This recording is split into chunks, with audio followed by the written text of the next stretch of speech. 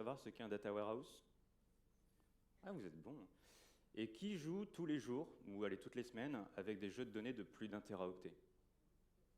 Ah, il y en a moins d'un seul coup. Bon, c'est bon, on a fait connaissance, mais je ne me suis pas présenté. Moi, c'est Aurélien, je suis Head of Data pour l'agence de Sphère Lille.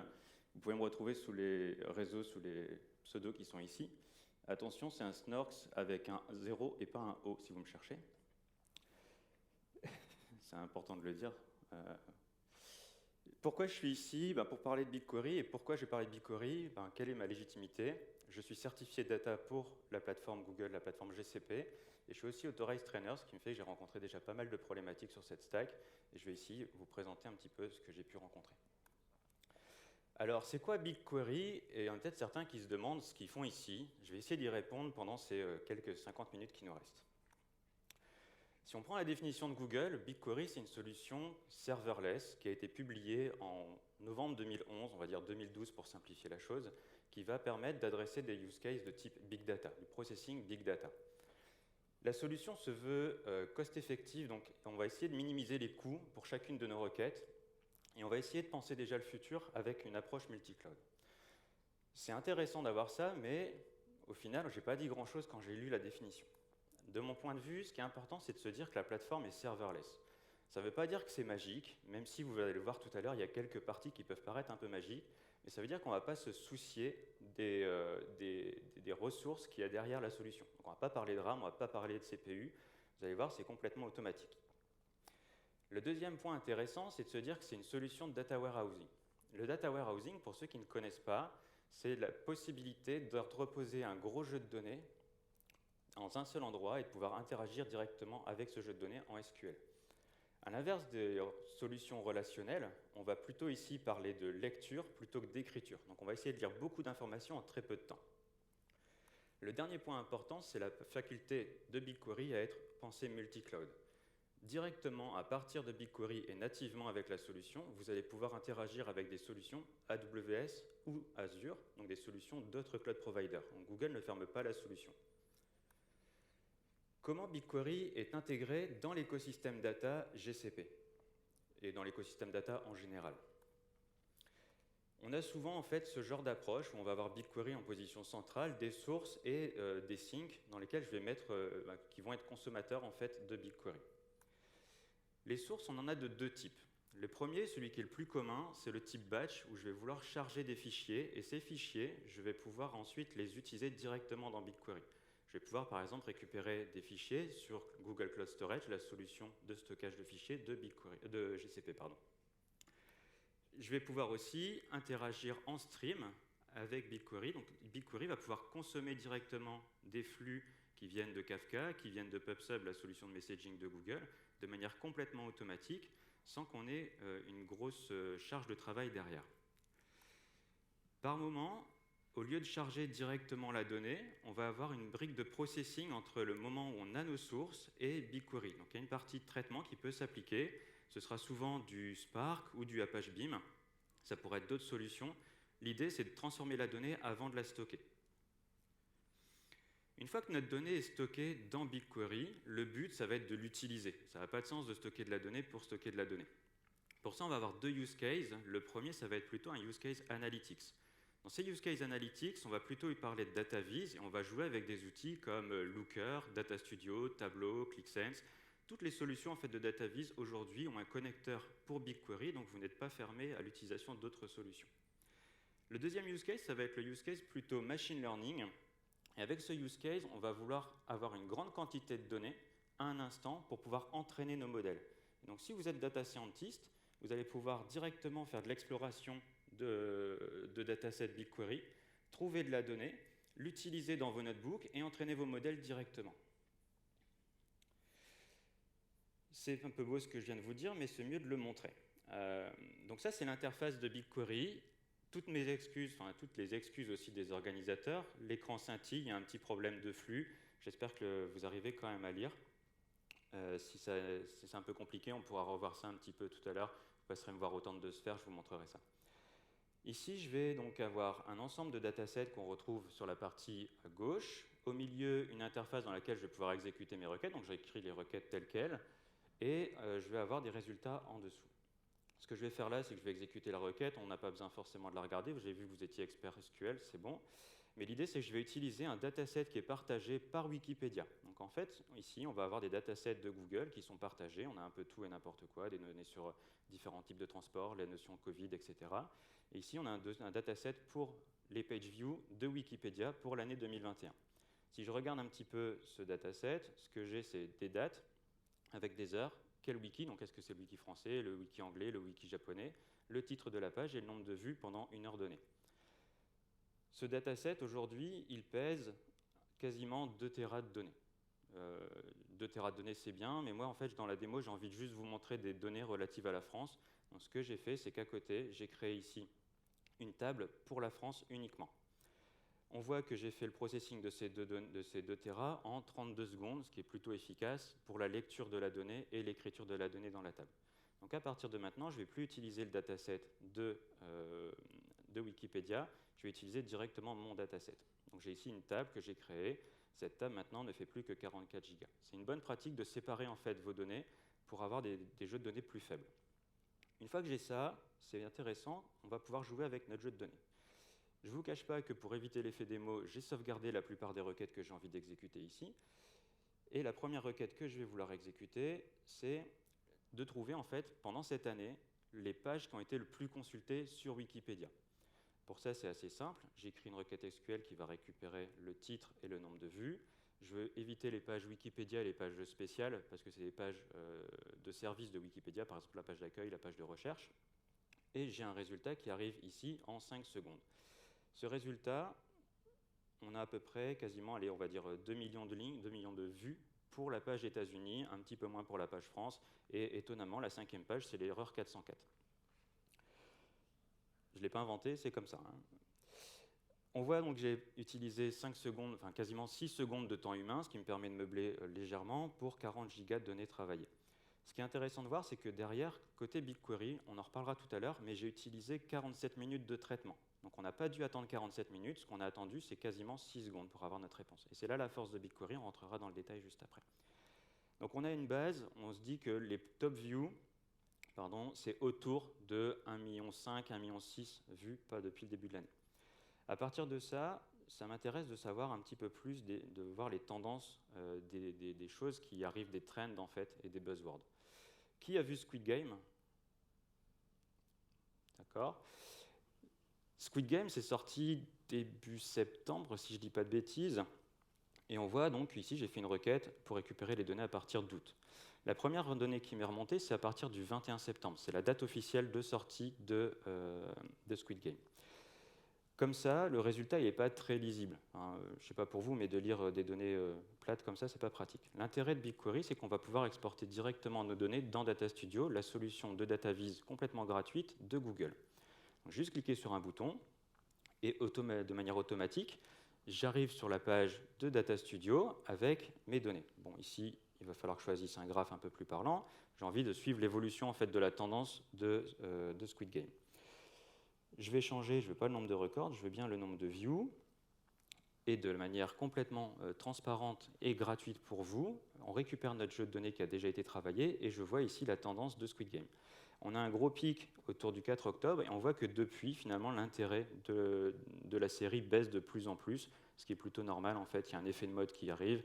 Si on annonce une saison 2, je suppose qu'il y aura un gros pic qui va arriver.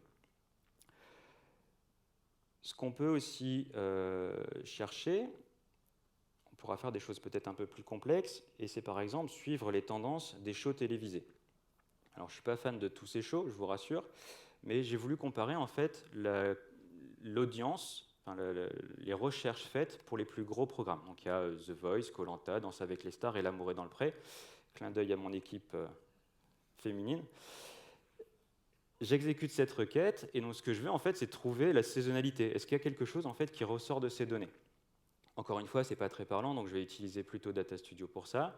Et encore une fois, je vais devoir choisir mon graphe parce qu'on ne peut pas le choisir par défaut. Donc un petit peu de temps de latence. Voilà, donc un graphe de type courbe plutôt, et on veut les vues.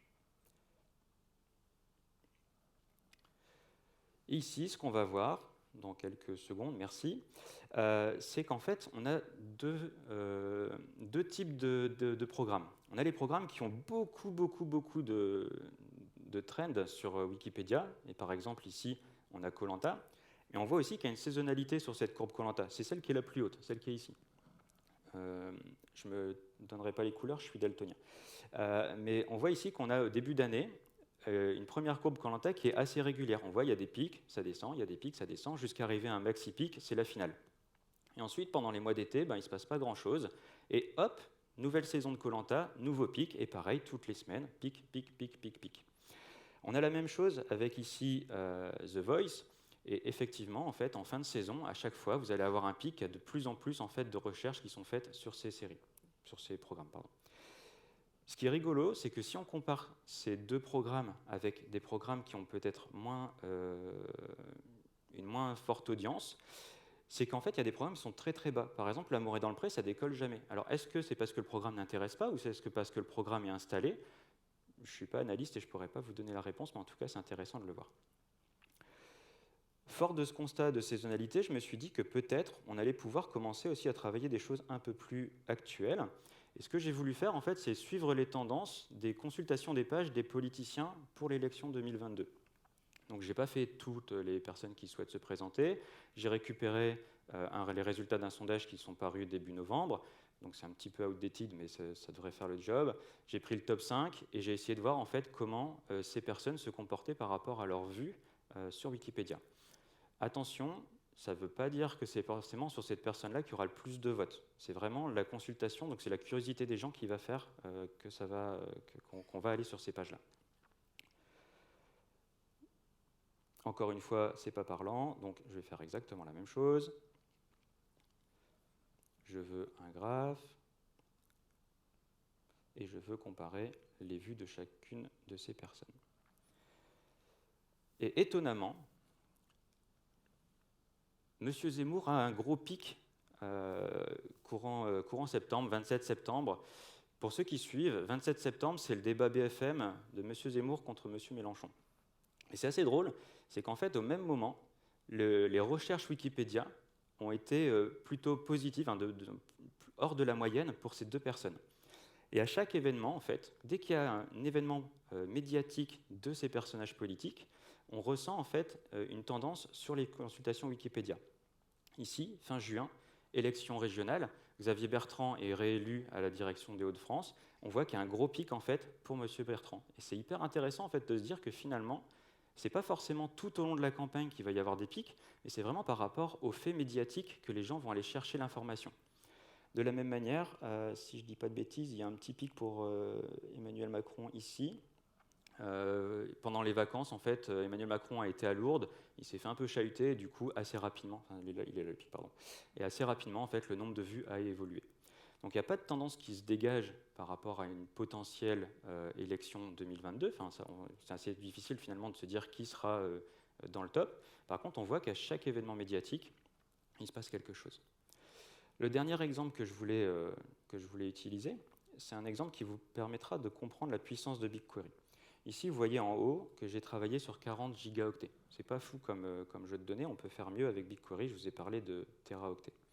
Pour ça, ce que je veux, c'est chercher en fait l'évolution de la consultation de la page Covid, des pages Covid depuis la crise Covid. J'ai élargi un petit peu à début 2019 pour voir s'il y avait déjà des tendances avant qu'on parle de Covid, pour avoir un repère. Là, ici, je ne travaille plus sur quelques gigas, je travaille sur 6,5 Tera. Donc, ce n'est pas du tout le même délire en termes de puissance de calcul derrière. Ça va nous prendre un peu de temps, ce qui me permettra de vous dire aussi que BigQuery, c'est une solution qui n'est pas uniquement disponible pour vous. C'est une solution qui est utilisée aussi par Google, pour Google. Tout le monde connaît Google Trends. Qui connaît Google Trends? OK. Google Trends, c'est piloté par l'équipe Search de Google. C'est un data product de Google qui nous est donné. Pour exposer ce traitement, c'est du BigQuery qui est derrière, mais c'est un BigQuery un peu custom pour Google. Vous voyez ici qu'on a fait le traitement sur nos 6 Tera de données. On a 17 secondes de traitement, et au total, ça nous aurait pris 8 heures en fait, à attendre. Donc on aurait eu le temps d'aller voir toutes les autres conférences avant d'avoir un résultat. Je vais faire la même chose, donc je vais pouvoir utiliser Data Studio, et assez naturellement, je pense que vous attendez tous à un gros pic en mars 2020. Et ben, vous avez raison, hop, le temps que ça charge. On voit en fait que de base, les coronavirus, ça n'intéressait pas forcément beaucoup les gens. J'étais le premier en fait dans ce cas-là. Et quand on a commencé en fait en janvier, février à parler de l'épidémie, non pas en France, mais dans les autres pays, on a commencé à voir quelque chose qui se passe. Et après, avec le confinement, on voit qu'il y a eu un gros pic, les gens se sont questionnés, se sont dit, en fait, qu'est-ce qui se passe? C'est quoi le coronavirus? Et ils ont essayé peut-être de remettre en cause ce que les médias pouvaient dire. Peut-être, je ne sais pas. En tout cas, on voit ici qu'on a à peu près quasiment 120 000 personnes qui ont été consulter cette page-là le 1er avril. Et donc ça montre quand même un certain intérêt en fait, pour ce qui se passait, un certain peut-être malaise dans les foyers. Voilà pour la démo. On reviendra tout à l'heure sur l'interface. Donc on a vu que ça fonctionnait plutôt bien, que c'était une solution qui était plutôt rapide, mais comment ça fonctionne derrière? BigQuery, ça va être une solution en 3 parties. Il y a une partie stockage avec une réplication très forte, une partie compute qui va se baser uniquement sur le langage SQL, et au milieu de ça, on a un réseau dont on va parler un petit peu après. Je vous propose de rentrer dans le détail de chacune de ces solutions. On va commencer par Colossus. Colossus, c'est la stack globale de Google pour le stockage. Donc, tout ce que vous faites aujourd'hui sur stack Google, que ce soit au niveau GCP, mais aussi votre consultation de mail sur Gmail, que ce soit vos vidéos sur YouTube, toutes les informations stockées sur stack Google se retrouveront sur Colossus. L'intérêt de Colossus, c'est que c'est une solution qui ne gère que le stockage. Du coup, en termes de performance, il n'y a pas mieux aujourd'hui. En fait. La solution pense uniquement le stockage et du coup va penser la sécurité, va penser la scalabilité. Et de manière assez transparente, vous allez avoir une solution qui va être capable d'intégrer énormément de données sur des plateformes européennes, américaines, etc. Ce qui est important avec cette solution Colossus, c'est la durabilité promise par Google. Cette durabilité, elle est de 99,19 après la virgule, je ne vais pas tous les dire. Ça veut dire quoi? Ça veut dire que si vous stockez 1 million de fichiers pendant 100 ans sur la stack de Google, vous n'en perdrez aucun. Imaginez un petit peu la volumétrie que ça représente et la puissance en fait, de la solution quand vous devez y mettre des use cases très précis. Ce qui est important aussi avec la solution, c'est que la performance, la réplication, tout ça est pensé par Google et pour Google. Donc vous bénéficiez du même service aujourd'hui en tant que client de la solution BigQuery que ce que peut avoir Google pour ses propres solutions. Et tout ce qui est maintenant ces mises à jour, c'est complètement transparent. Vous n'avez pas à penser en fait à monter de version de BigQuery ou à monter de version de Colossus. C'est Google qui va charger tout ça pour vous. Pour travailler avec Colossus, on va introduire un système de fichiers spécifique. Ce système de fichiers s'appelle Capacitor. J'ai vu tout à l'heure que beaucoup de personnes travaillent avec des bases de données relationnelles. Dans un modèle relationnel, on va stocker l'information sous forme de lignes. Quand je vais faire un select quelque chose, je vais récupérer une ligne d'information et ensuite je vais filtrer les colonnes qui m'intéressent. Avec Capacitor, on va avoir un schéma complètement différent. On ne va pas penser en ligne, on va penser en colonnes. Et donc chacune des colonnes, pour schématiser, sera stockée dans un fichier spécifique sur Colossus. Ce qui est intéressant avec Capacitor, c'est que la solution, encore une fois, va penser pour nous tout ce qui est gestion des métadatas des objets, tout ce qui est gestion du cache, tout ce qui est gestion du buffering, mais aussi tout ce qui est question de chiffrement. Donc, quand vous allez stocker de l'information sur BigQuery ou peu importe la solution sur GCP, tout est chiffré de base. Vous pouvez le surcharger si vous avez besoin, mais en tout cas, tout est déjà chiffré de base. Pourquoi on va stocker par colonne? Parce qu'ici, on va avoir des gros jeux de données. On a vu, je travaillais avec 6 Tera de données, et lire ligne par ligne toutes les informations, si j'ai 100 colonnes, vous imaginez, ce n'est pas très performant. Si j'ai besoin de 2 colonnes, je récupère que mes 2 colonnes, et du coup, je limite le nombre de données que je vais vouloir travailler. Donc maintenant que j'ai des fichiers qui sont stockés de manière optimale, sécurisée, etc., je vais pouvoir commencer à travailler avec ces fichiers. Et pour ça, on va utiliser Dremel. Dremel, c'est le query engine de BigQuery. Et c'est un query engine en fait, qui ne travaille qu'avec du SQL. Donc l'interface homme-machine, c'est du SQL. Il n'y a rien de caché derrière. C'est assez simple. Ce qui est important, encore une fois, c'est que Dremel n'utilise pas de ressources machines derrière. Enfin, on n'a pas de notion, nous, de ressources. Donc on ne va pas parler de VM, on ne va pas parler de CPU, de RAM, de disque, etc. On va parler de slots et uniquement de slots. BigQuery, c'est un modèle pay as you go. Donc plus vous consommez de slots, plus vous allez payer. Quand vous ne consommez pas de slots, vous ne payez rien. Une fois que j'ai donc cette brique de stockage et cette brique de compute, comment je fais le lien entre les deux?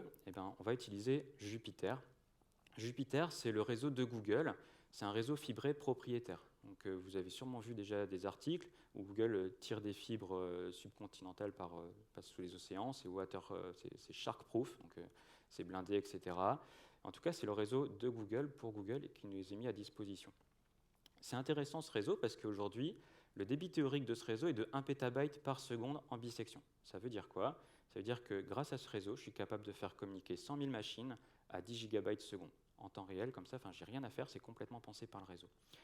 Cette séparation en fait, du compute d'un côté et du stockage de l'autre côté, via le réseau, en fait, ça va nous permettre vraiment de décorréler. Il y a des benchmarks qui sont sortis, je ne vous ai pas mis les liens pour ne pas vous tabasser d'informations, mais en gros, avec ce type de réseau, c'est des fois beaucoup plus performant en fait, d'avoir une séparation forte entre les deux couches plutôt que d'avoir quelque chose sur une seule et même machine.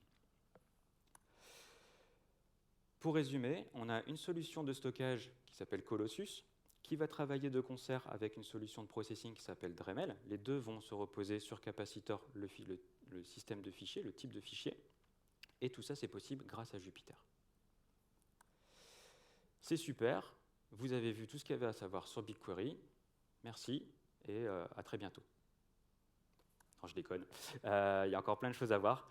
Ce qui est intéressant, ce n'est pas forcément l'architecture, mais ce qu'on va en faire en fait après. Et donc pour ça, la deuxième partie de ce sujet, je vais essayer plutôt de vous faire un retour d'expérience de ce que j'ai entendu en mission auprès de mes clients et des a priori que certains peuvent avoir.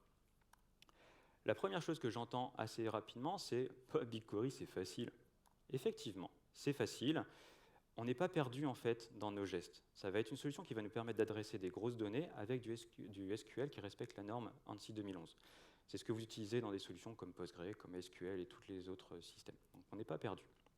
Au niveau de l'organisation, vous l'avez vu, je reviens sur la partie, j'ai ici créé une vue. Cette vue, elle est rattachée à un dataset. Le dataset, c'est un concept logique pour ordonner en fait ce qu'on veut stocker. Et derrière, je rattache ça à un projet. Pourquoi rattacher ça à un projet? Pour être rattaché derrière à un compte de facturation. Ce n'est pas gratuit, BigQuery, donc il va bien falloir à un moment passer par la case carte bleue. Attention cependant, ce n'est pas une solution qui est si simple. Alors oui, j'ai écrit des requêtes, j'ai cliqué sur un bouton, ça a exécuté des trucs plus rapidement que ce que je pensais, mais attention à ce que vous allez faire. Ce qui va se passer en fait quand vous exécutez une requête, c'est que BigQuery va créer un arbre d'exécution. Cet arbre d'exécution, il est dynamique et il va être modifié suivant les ressources qui sont à votre disposition. Donc suivant le nombre de slots que vous avez, cet arbre d'exécution peut évoluer. Donc il est hyper important de comprendre que derrière, il n'y a pas de magie, il y a un gros algorithme sur Dremel qui va essayer de comprendre ce que vous voulez faire en SQL et va essayer d'optimiser par rapport aux ressources qu'il a à disposition le temps d'exécution de cette requête. Il y a d'autres concepts qui sont beaucoup plus avancés que de créer des vues et des tables. Par exemple, on a les Authorized Views qui vont vous permettre en fait, de partager une vue sans pour autant partager le jeu de données qu'il y a derrière. Ça va être très intéressant quand vous allez travailler par exemple avec des données personnelles. Vous voulez partager par exemple la ville, les codes postaux, mais vous n'avez pas envie de partager forcément le sexe, la date de naissance et l'adresse d'une personne. Et avec les Authorized Views, vous allez pouvoir faire ça. BigQuery, c'est une autre base de données SQL. Finalement, j'ai déjà des choses, pourquoi je l'utiliserai? Pas du tout, en fait. Ce serait hyper réducteur de dire que BigQuery, c'est une base de données. BigQuery, vous vous rappelez de la définition qu'on a vue tout à l'heure, hein, c'est une solution qui est serverless, pensée pour le multi-cloud, dans un use case data warehouse qui va vous permettre d'adresser des grosses quantités de données. L'autre problématique, c'est qu'on n'a pas de ressources. Sur les autres types de bases de données, si je prends du MySQL, j'ai un gros serveur, au plus j'ajoute de ressources, au plus j'aurai de meilleures performances.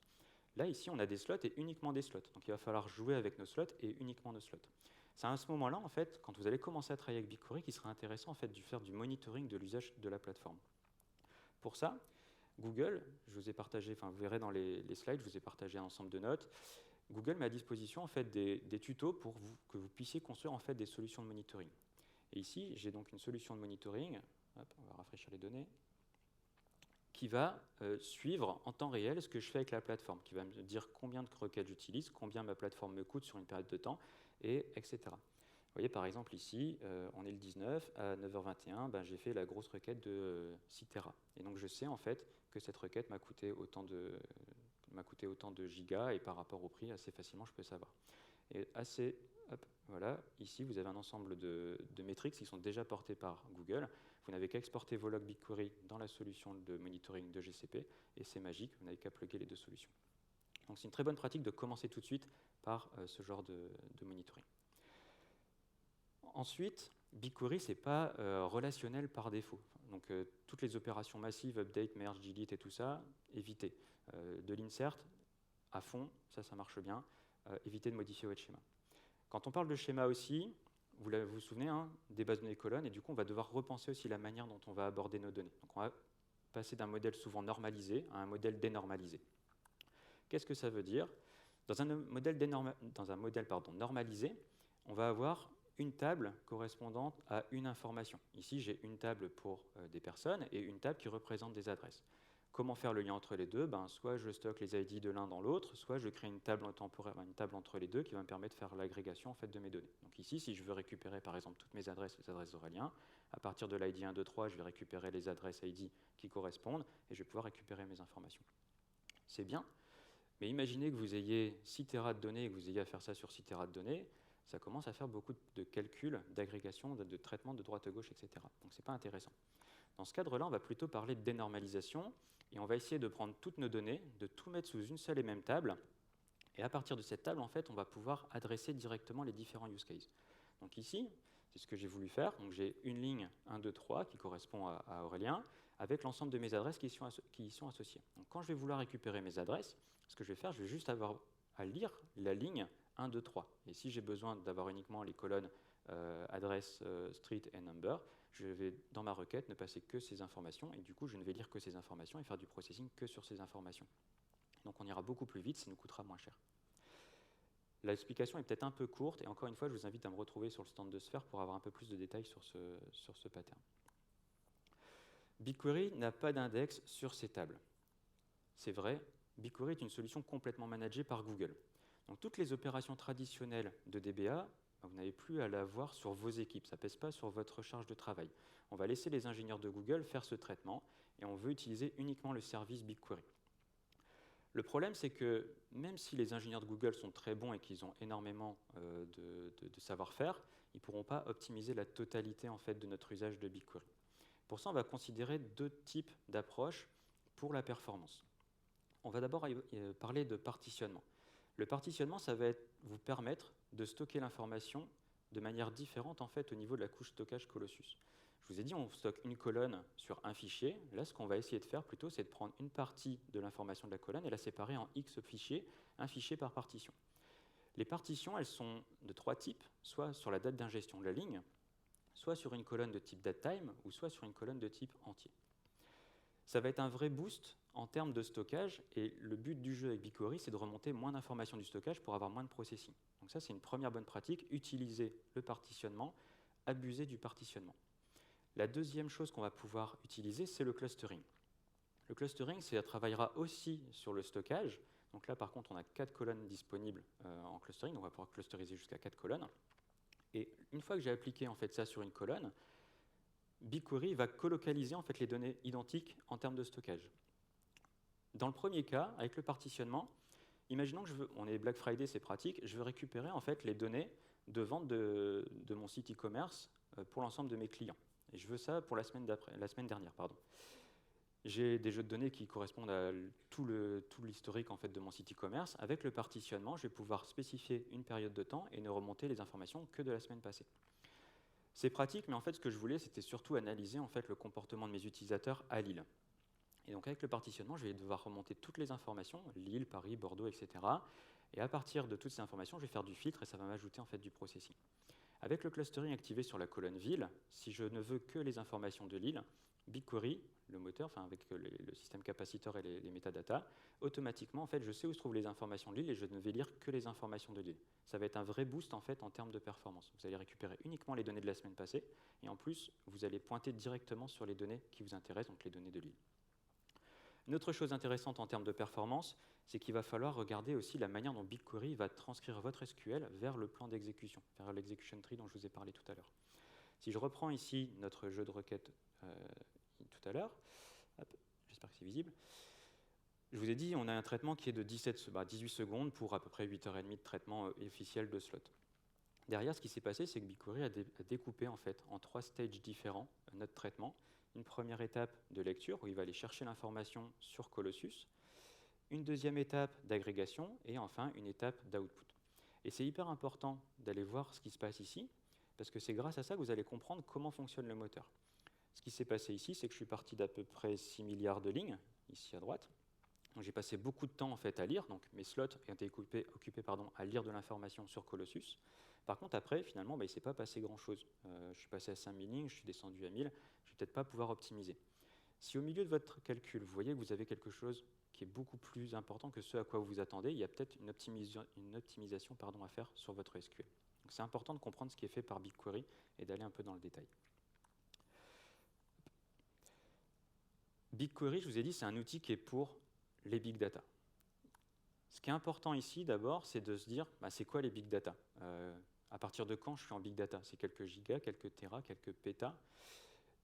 Je pense que ce ne sera pas un sujet que je vais adresser ici, ce sera sûrement prétexte à un autre CFP pour l'année prochaine. En tout cas, ce qui est important, c'est de se rappeler cette définition de BigQuery. La première définition, c'est que la solution est serverless et permet d'adresser des use cases big data. Donc, si vous avez besoin d'adresser des gigas et plus, utiliser BigQuery, c'est une bonne solution. Par contre, ce n'est pas que pour les grosses données. Vous allez pouvoir aussi utiliser des tables avec quelques centaines de lignes, quelques dizaines de lignes, quelques milliers de lignes, vraiment des petits jeux de données. Ça fonctionnera de la même manière, et ce n'est pas parce que vous allez utiliser des petits jeux de données que l'expérience utilisateur sera dégradée. Ce qui est intéressant aussi avec BigQuery, c'est que quand vous allez vouloir commencer à jouer avec la solution, plutôt que d'ingérer de la donnée tout de suite, vous allez pouvoir ici utiliser des systèmes tiers et n'utiliser que le moteur de processing Dremel pour aller interroger d'autres services. Vous allez pouvoir aller directement interagir avec Cloud Storage, la solution de stockage de fichiers de GCP. Vous allez pouvoir directement interagir avec des bases de données relationnelles. Vous allez pouvoir interagir comme ça avec tout l'écosystème data, sans pour autant utiliser le moteur de stockage de BigQuery. BigQuery, c'est cher. Je suis d'accord, ça peut être cher, mais on peut travailler les coûts. Avant de les travailler, il est important en fait, de comprendre comment fonctionne le pricing de BigQuery. Le pricing de BigQuery, il y a deux grandes familles. Il y a le stockage, donc là j'ai créé une table tout à l'heure, je n'interagis pas avec cette table, pourtant je suis facturé sur le stockage. Par défaut, on sera sur du Active Storage. Le Active Storage, c'est assez simple, c'est équivalent au coût de Cloud Storage. On paie aux mégabytes stockés par seconde. Donc, si vous stockez 10 mégabytes pendant un mois, vous savez à peu près ce que ça va vous coûter. Ce qui est intéressant avec la solution BigQuery, c'est que lorsque vous avez des données qui sont stockées, que ces données ne changent pas pendant 90 jours, donc vous avez une table que vous ne touchez pas pendant 90 jours, ou vous avez une partition sur laquelle vous n'interagissez pas pendant 90 jours, vous allez bénéficier d'un discount de 50%. Et donc, plutôt que d'être facturé, je ne sais plus combien de dollars par méga stocké, vous serez facturé de la moitié de ça. Ça va être hyper intéressant, et c'est pour ça que c'est intéressant aussi d'utiliser du partitionnement, parce que quand vos données ne bougeront pas, vous allez être facturé beaucoup moins. C'est ce qu'on avait ici avec... Hop, on a beaucoup d'onglets là. C'est ce qu'on avait ici avec la page officielle de Wikipédia, où j'avais bien 2 Tera de stockage, mais j'ai 1 Tera 4 quasiment en long terme. Et donc ça me coûte que la moitié ce Tera 4, donc c'est hyper intéressant. La deuxième partie, c'est le processing, et c'est là-dessus en fait où vous allez avoir un vrai enjeu sur lequel vous allez pouvoir travailler. En processing, de base, vous allez être sur le mode on-demand. C'est le mode basique. Vous avez 2000 slots qui vous sont alloués, pas plus de 2000 slots. Donc vous avez une capacité totale pour votre organisation de 2000 slots. Vous les utilisez comme vous voulez, vous ne les utilisez pas, vous n'êtes pas facturé, c'est plutôt cool. Ces 2000 slots, vous n'êtes pas facturé au slot, mais à la quantité de données sur lesquelles ils vont travailler. Et c'est 5 $ par Tera. Donc vous avez vu ma requête tout à l'heure de 6 Tera. Vous faites le calcul, ce talk m'a coûté un peu cher. C'est pratique pour démarrer, parce qu'en fait, vous avez une certaine liberté. Vous avez jusqu'à 2000 slots, et si vous utilisez en plus le monitoring, vous allez voir l'utilisation que vous faites de vos slots. Donc, plutôt que de passer sur le mode avancé dont on parlera juste après, c'est important de se dire peut-être que j'utilise que 100 slots en fait 3 fois par jour, et donc c'est suffisant en fait pour votre usage. Le deuxième mode, c'est le mode avancé, j'ai envie de dire, c'est le flat rate. Le flat rate est beaucoup plus engageant pour vous, parce que vous allez vous engager auprès de Google pour réserver des slots pour un mois. Pour 500 slots, c'est 10 000 $ et l'incrément, c'est 500. Donc vous pouvez avoir 500, 1000, 1500, etc. Et à chaque fois, vous ajoutez 10 000 $. Ça va être très pratique pour les grosses organisations. Je pense aux retailers qui pourraient être dans la salle. C'est plutôt intéressant d'avoir une capacité de calcul qui est de plus en plus importante, mais avec une facture qui sera figée. C'est vraiment la différence en fait, entre les deux. Il y en a un, en gros, c'est le bac à sable. J'ai 2000 slots et je joue avec comme je veux. L'autre, on a quelque chose de vraiment très strict. Quelques petites astuces au niveau du pricing. Ne faites jamais, au grand jamais, et s'il n'y a qu'un truc à retenir, de select étoile avec BigQuery. Pourquoi ? Parce que si vous avez des gros jeux de données que vous utilisez toutes les colonnes, vous allez faire du processing sur des choses qui ne sont pas intéressantes. Et donc ça va vous être facturé. Vous êtes facturé au Tera process. Donc au moins vous avez de données au moins vous êtes facturé. Donc essayez de limiter en fait le nombre de colonnes que vous allez travailler. Le deuxième truc intéressant, c'est un petit tips d'utilisation de BigQuery. En fait, quand vous exécutez une requête, donc par exemple, je reprends ma requête Squid Game, ici j'ai un résultat qui a été affiché. Le résultat, je l'ai eu en 1 seconde 3. Si je réexécute cette requête, hop, cette requête, elle m'a pris 0 secondes. Pourquoi? Parce qu'en fait, le résultat que vous avez de BigQuery, le résultat de la requête, est stocké dans une table temporaire. Cette table temporaire, vous avez son ID quelque part, voilà, il est ici. Cette table temporaire, elle est disponible pendant 24 heures tant que les données sur la table que vous avez interrogée n'ont pas changé. Donc si vous avez besoin, comme ça, de manière récurrente, de faire la même requête plusieurs fois par jour et vous savez que le jeu de données ne sera pas changé, bah c'est hyper intéressant parce qu'il n'y a pas de coût de processing, ça vous coûte 0 et en plus, vous avez vu la réponse, vous l'avez tout de suite.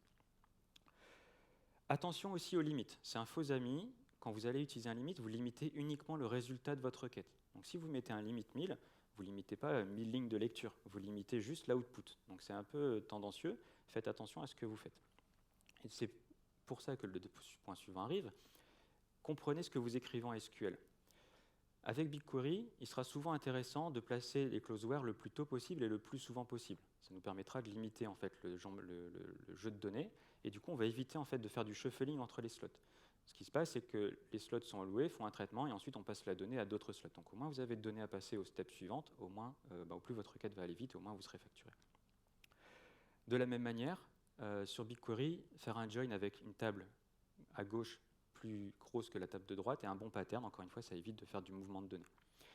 Et enfin, utilisez par exemple la close order à la toute fin de votre requête. Comme ça, vous allez faire le processing que sur les données en fait, qui sont vraiment à retourner à vos utilisateurs. Et je me répète, le partitionnement et le clustering, c'est la base en termes de performance et d'économie. Abusez de ces deux solutions, ça va vraiment être un accélérateur en termes de performance et une grosse partie d'économie. Dernier sujet, il n'y a pas de limite avec BigQuery. Effectivement, virtuellement, en fait, il n'y a pas de limite. Tant que vous êtes capable de passer à la caisse et de rajouter des slots, il n'y a pas de limite. Donc à un moment, votre carte, elle sera plus bleue, elle sera verte ou d'autres couleurs, mais en tout cas, tant que vous pouvez ajouter des slots, ça scale. Attention quand même, les slots vont être partagés pour une certaine période. Donc aujourd'hui, quand vous utilisez le mode on-demand, vous avez 2000 slots à disposition, mais ces 2000 slots ne sont pas pour votre requête, ce sont pour l'ensemble des requêtes qui vont être exécutées. Et donc BigQuery va essayer de faire du fair scheduling et va partager en fait les slots dispo entre les différentes requêtes à exécuter, mais il y a quand même des limites. Et le dernier point, c'est qu'il y a pas mal de quotas un peu partout sur la stack GCP, et comme tous les autres cloud providers, ce qui permet en fait d'avoir une expérience homogène pour tous les clients de la stack. Donc aujourd'hui, je ne sais pas, j'interroge des données qui seraient sur la plateforme belge. Pour éviter en fait, de dégrader l'expérience commune, on va limiter en fait, ce que je peux faire sur cette plateforme. On a par exemple, avec BigQuery, des limitations sur les manipulations, enfin les Data Manipulation Language. Les opérations de DML sont limitées à 2 opérations simultanées. On va avoir des limitations aussi sur l'ingestion en streaming. Quand vous faites de l'ingestion en streaming, vous allez pouvoir aller jusqu'à 100 000 lignes par seconde d'ingestion.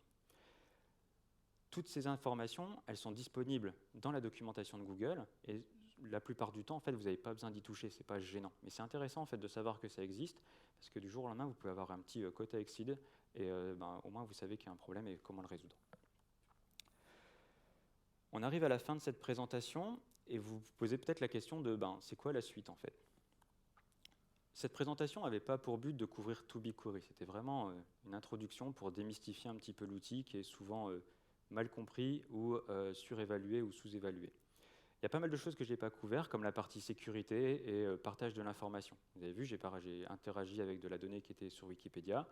Comment je peux accéder à cette donnée? Tout ça, je vous laisse le découvrir. Je n'ai pas non plus parlé de Data Transfer Service. Data Transfer Service, ça va vous permettre de loader de la donnée directement dans BigQuery à partir d'autres systèmes de manière complètement transparente. Vous avez juste un service qui va être là pour ça. Et en plus, ce qui est intéressant, c'est que vous allez pouvoir utiliser du scheduling. Donc, si vous avez besoin de charger des fichiers à partir d'Amazon S3 ou de AWS S3 pour être précis, ou de Amazon Redshift, ou de Cloud Storage, ou de n'importe quoi, vous allez pouvoir utiliser Data Transfer Service pour faire ça. Je n'ai pas parlé non plus de BI Engine. BI Engine, ça va être un pseudo-cache qui va se positionner au-dessus du moteur de requêtage de BigQuery et qui va vous permettre d'adresser directement des données qui vont être cachées. Avec BigQuery, comme on remonte les données en fait, de Colossus, il y a 1 seconde de traitement qui est incompressible. Dans certains use cases, si j'ai besoin d'avoir un dashboard par exemple en temps réel, 1 seconde c'est beaucoup trop long. Donc je vais plutôt utiliser BI Engine pour accélérer ce traitement. Maintenant, si vous voulez aller plus loin, il va être intéressant aussi de regarder les fonctionnalités parallèles avancées de BigQuery. Par exemple, BigQuery ML, qui est un produit de machine learning pour BigQuery, comme son nom l'indique, va vous permettre en SQL de créer des modèles de machine learning et d'inférer de la valeur directement en SQL. C'est une solution qui est très puissante, qui repose uniquement sur le langage SQL que vous connaissez, alors avec quelques instructions custom, et qui utilise vos slots. De la même manière, si vous voulez penser le futur, il y a quelque chose dont on parle beaucoup en ce moment dans l'écosystème data, c'est le multi-cloud. Alors sur la partie infra, on sait faire, on met des clusters cubes partout et puis c'est magique. Sur la partie data, c'est un peu plus compliqué. Et donc BigQuery pense déjà au futur et ne veut pas se fermer en fait à l'usage d'autres cloud providers. Et ainsi, avec Omni, vous allez pouvoir interagir directement avec AWS S3 ou Azure Blob Storage et faire des requêtes dans l'interface qu'on vient de voir et interagir avec de la donnée qui se trouve sur d'autres cloud providers. Dans cette solution, BigQuery reste une solution serverless, on ne parle toujours pas de machine, que ce soit sur la plateforme GCP ou sur les autres cloud providers. On aura toujours une solution qui va être cost-effective, donc tous les tips que je vous ai donnés s'appliquent encore à Omni, et on garde le même niveau de performance. Enfin, si BigQuery ne vous a pas convaincu et ne vous plaît pas, il y a une autre solution sur GCP qui va vous permettre de traiter des requêtes SQL de manière performante, c'est Dataflow SQL. Dataflow SQL, ça va se rapprocher grandement de la syntaxe de BigQuery. Ça va vous permettre d'interagir avec des données sur BigQuery, sur Google Cloud Storage ou sur PubSub, la solution de messaging. Donc à partir de Dataflow SQL, vous allez pouvoir exprimer une consommation d'un flux en temps réel, comme vous pouviez le faire avec Kafka. C'est fini pour moi. Qui a des questions? J'ai été clair, on dirait. Je ne vois pas par là. On dirait qu'il n'y en a pas. Là, vas-y.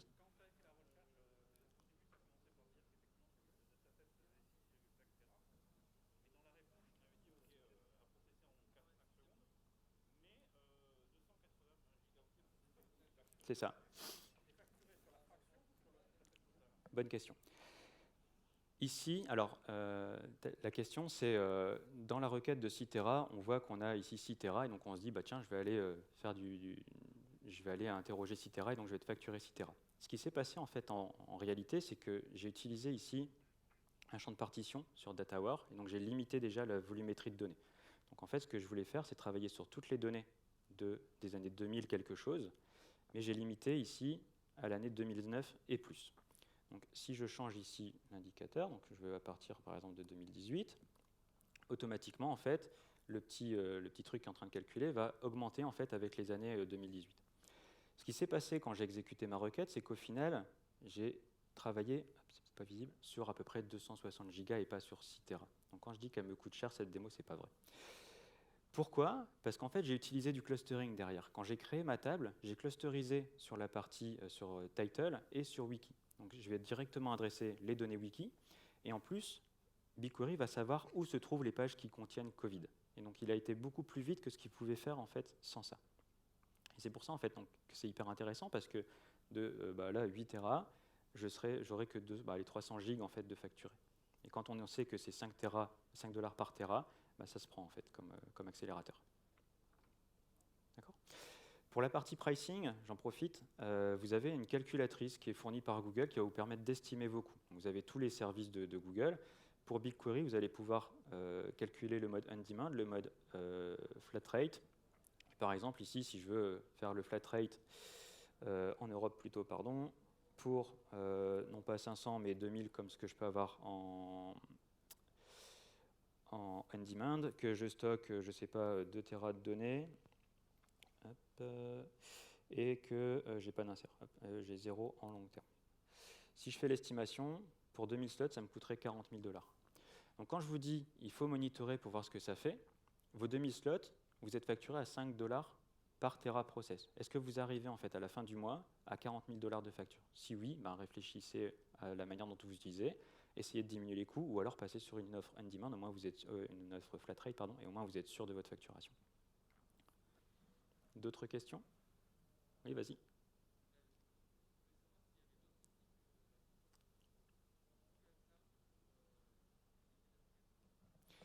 Alors de manière graphique, comme on l'a là, Non, il n'y a pas d'autre solution. Par contre, il y a une command line qui s'appelle BQ, qui est installée en fait avec l'utilitaire gcloud. Après, il y a un ensemble d'API et de SDK que tu vas pouvoir utiliser. Donc, si tu codes en Python, il y a un SDK Python. Si tu codes en Java, il y a un SDK Java, etc. Une autre question? Vas-y.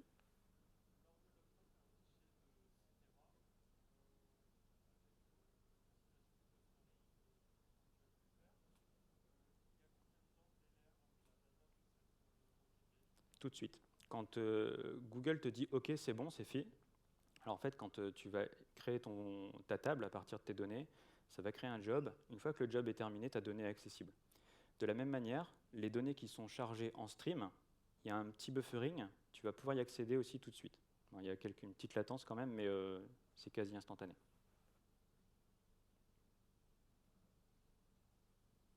Une dernière pour la route?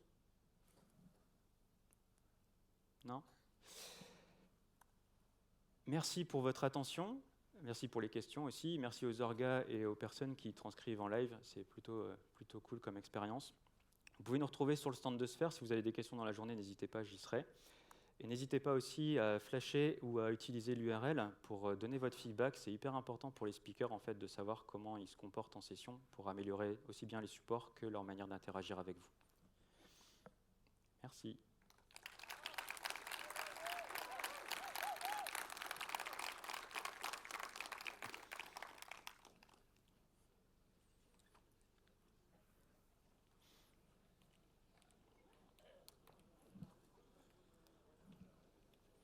De rien.